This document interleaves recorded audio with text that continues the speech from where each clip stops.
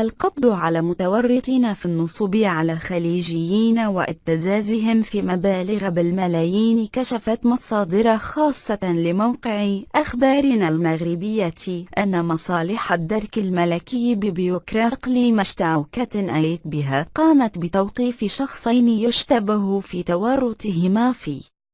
عملية نصب واحتيال على مواطنين مغاربة وشخصيات خليجية عبر الإنترنت قبل الحصول على مبالغ مالية تقدر بملايين السنتيمات. وأوضحت مصادر أخبارنا المغربية أن عناصر الأمنية توصلت بعد شكايات من مواطنين مغاربة وخليجيين من بينهم امرؤون تفيد بتعرضهم لابتزاز ونصب من طرف شخصين يواهمونهم بلعب دور الوساطة في إرسال خدمات من المغرب إلى دول الخليج بعد أن يتم موافاتهم بمعطيات وصور مغلوطة عبر الإنترنت قبل حصولهم على مبالغ مالية من العملة الوطنية والصعبة.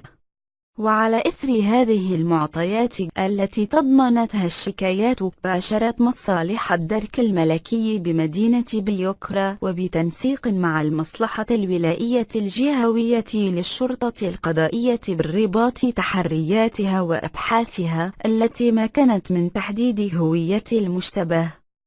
فيهما ومكان تواجدهما ليتم توقيفهما بحي التوامة والحي الصناعي ببيوكرا.